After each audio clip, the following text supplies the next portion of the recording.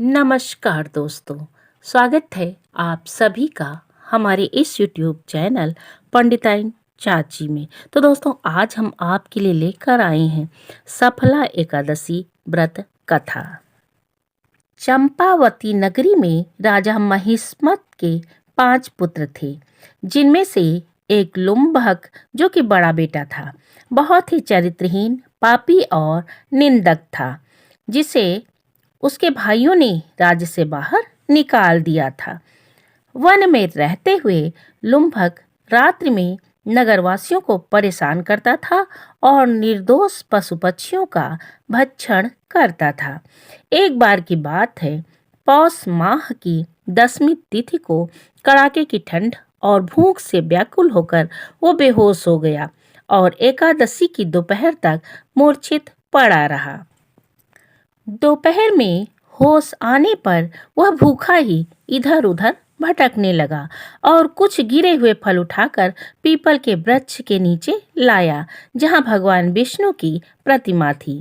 सूर्य अस्त होने पर उसने उन फलों को भगवान को अर्पित करते हुए कहा, हे लक्ष्मीपति भगवान विष्णु, इन फलों से आप ही तृप्त हों। ऐसा कहकर वो रात भर रोता रहा और सो नहीं पाया।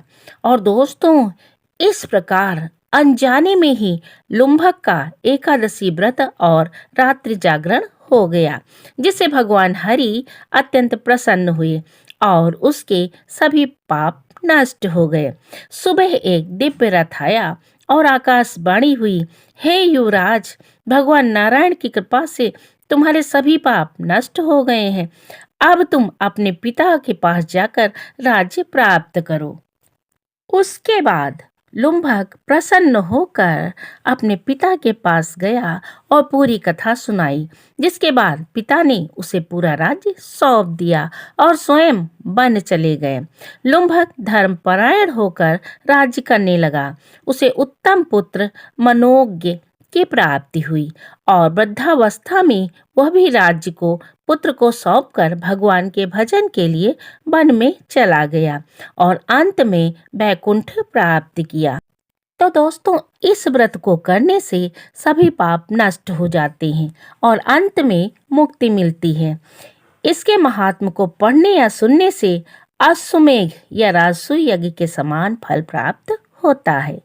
तो दोस्तों, एकादशी की व्रत कथाएं तो बहुत हैं, लेकिन सफला एकादशी की ये कथा बहुत प्रसिद्ध है, जिसमें राजा महिस्मत का यह दुष्ट पुत्र लुम्भक अनजाने में व्रत करता है और पापों से मुक्ति पाकर राज्य और पुत्र प्राप्त करता है और अंत में मोक्ष पाता है। तो दोस्तों, यह कथा बताती है कि श्रद्धा से किया गया एकादशी व्रत चाहे अनजाने में हुआ हो, भगवान विष्णु को प्रसन्न कर जीवन में सुख और मृत्यु का मोक्ष दिलाता है और इसके श्रवण से राजसूय यज्ञ का फल मिलता है।